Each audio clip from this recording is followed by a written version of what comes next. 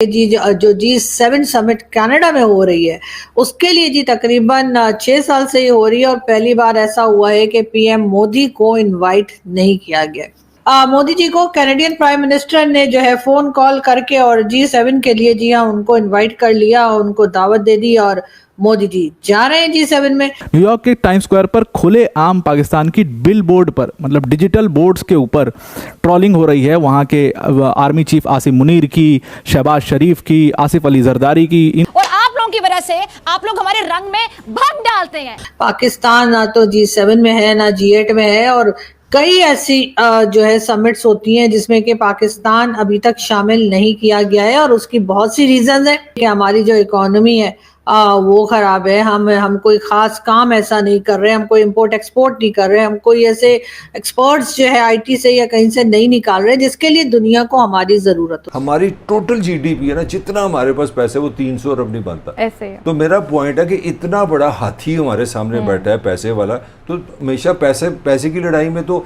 फायदा है कि अगर हम अपने अमीर हमसाये से ट्रेड करेंगे। इसी लिहाज से हम बहुत ज्यादा भूखे भी हैं, हम बहुत ज्यादा जाहिल भी हैं। हम जा रहे हैं सऊदी अरब, हम जा रहे हैं चीन, हम जा रहे हैं अमेरिका, हम जा रहे हैं यूरोप, पैसे दे दो, पैसे दे दो।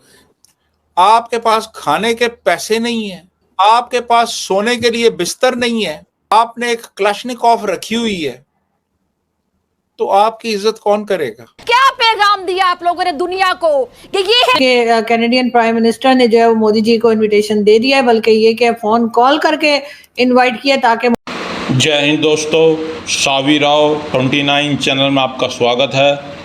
तो कनाडा के पीएम ने प्रधानमंत्री जी को, नरेंद्र मोदी को फ़ोन करके G7 में इनविटेशन दे दिया है।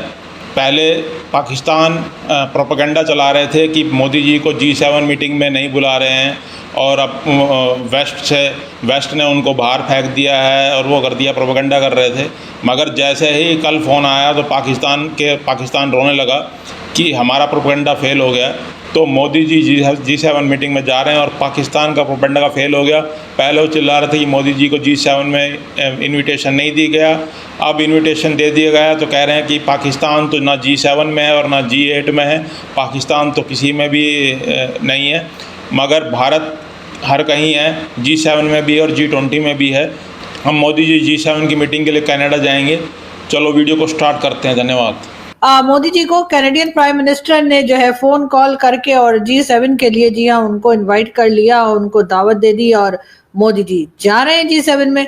जी हाँ, पहले तो यही कहा जा रहा था कि मोदी जी नहीं जाएंगे और कनाडा से नहीं कहा गया और कई तरह की जो आप लोग समझते हैं मीम वगैरह बनते हैं सोशल मीडिया पर वो बनाए जा रहे थे। उसके साथ साथ ये भी कहा जा रहा था कि नहीं जाएंगे, अगर इन्विटेशन आ भी गया तब भी नहीं जाएंगे। हालांकि ऐसा बहुत कम होता है, इसलिए कि मोदी जी तो पाकिस्तान भी आ गए थे बिना इन्विटेशन के। आप लोग तो जानते ही, हम तो अभी तक बता के हमारे गले सूख गए कि जी मोदी जी को इन्वाइट नहीं किया गया था नवाज शरीफ साहब की 89 की शादी में, लेकिन मोदी जी आए थे, बिरयानी भी खाई थी, साड़ी भी देकर गए थे और साड़ी के बाद उन्होंने ऑपरेशन सिंदूर भी कर दिया। ये भी एक बात है कि जब वो आए थे खैर उससे बहुत टाइम के बाद उन्होंने ऑपरेशन सिंदूर किया है, मगर खैर मोदी जी ने वो भी कर गुजरे।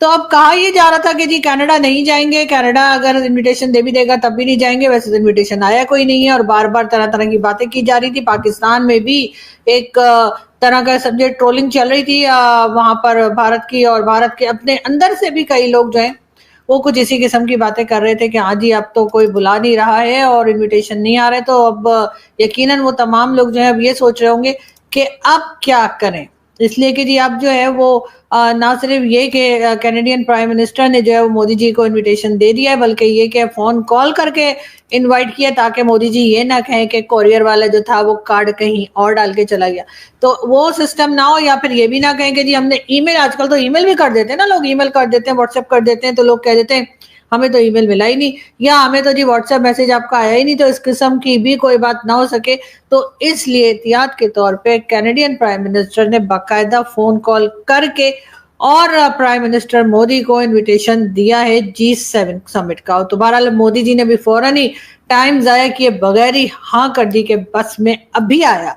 और जी अब मोदी जी जा रहे हैं, मगर ये जरूर है कि पाकिस्तान की अगर हम बात करें तो आप लोग जानते ही हैं कि पाकिस्तान में जी आने वाला है बजट, और जब पाकिस्तान में बजट की बात होती है तो उसके साथ ही साथ कई दूसरी चीजें निकल आती हैं। वैसे तो अभी फिलहाल तो कहा यही जा रहा है कि जी जो डिफेंस बजट है उसको 18% तक बढ़ा दिया जाएगा, क्योंकि जो ऑपरेशन सिंदूर चला था भारत की तरफ से, तो ऐसा ना हो कि वो फिर दोबारा ना आ जाए। और कहा भी बार बार यही जा रहा है भारत की तरफ से कि अगर कोई हादसा हुआ, अगर कोई अटैक हुआ, अगर कोई गड़बड़ हुई भारत में, तो जी ये सिलसिला फिर शुरू हो सकता है और दोबारा से अटैक किया जा सकता है। तो यही कुछ सोचकर पाकिस्तान की जो गवर्नमेंट है उनका ये कहना है कि जी जो डिफेंस बजट है ना उसको 18% बढ़ा दें। वैसे तो उनका तो दिल कर रहा होगा कि वो 118% बढ़ा दें, लेकिन जाहिर है कि इतना पैसा है नहीं, वरना सारा का सारा यकीनन ना बजट जो है वो डिफेंस में ही चला गया होता। लेकिन उसके साथ ये वर्ल्ड बैंक की भी एक रिपोर्ट आई है,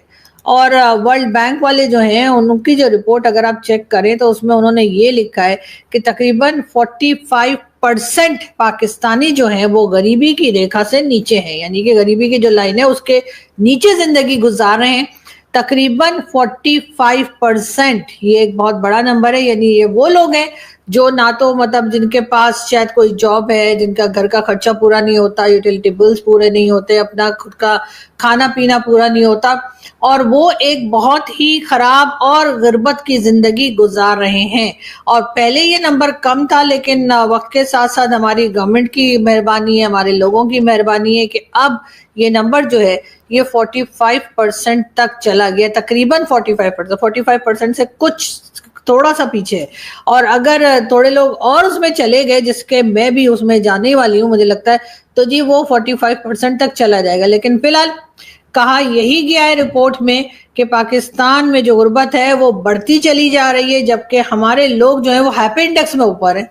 ये मेरी समझ में नहीं आ रहा कि जिस कंट्री में गुर्बत इतनी ज्यादा है कि वो 45% तक चली गई हो या 44% से आगे बढ़ गई हो, वहां पर लोग हैप्पी इंडेक्स में इंडिया से ऊपर कैसे हैं? पता नहीं। इंडिया वाले परेशान बहुत रहते हैं। मुझे लगता है मोदी जी हर दूसरे दिन कह देते हैं पाकिस्तान का पानी बंद कर देंगे, और पाकिस्तान वाले उठकर कहते हैं, बिलावल भुट्टो साहब वगैरह, पानी बंद किया तो हम खून की नदियां बहा देंगे। अब ये सुनकर जाहिर है कि इंडिया में तो टेंशन ही बढ़ेगी ना, इंडिया की टेंशन कोई कम तो नहीं होगी। और पाकिस्तान में जो टेंशन है वो पानी की है, तो चलो पानी तो हम एक दूसरे को हम कहते नहीं पानी कैसे रोक लेंगे, पानी तो रोका ही नहीं जा सकता, और इंडिया के पास तो पानी रखने के लिए कोई जगह भी नहीं है। अभी तो उन्होंने इतने डैम भी नहीं बनाए कि वो सारा पानी रोक लें। इसी तरह की बातें कर करके हम एक दूसरे को तसल्लियां दे रहे हैं, और उसके बाद जैसे कि आपको पता ही है कि हमें मालूम है कि मोदी जी की गवर्नमेंट हो चाहे कोई इंडियन गवर्नमेंट हो, हम रोना धोना करके पानी तो ले ही लेंगे।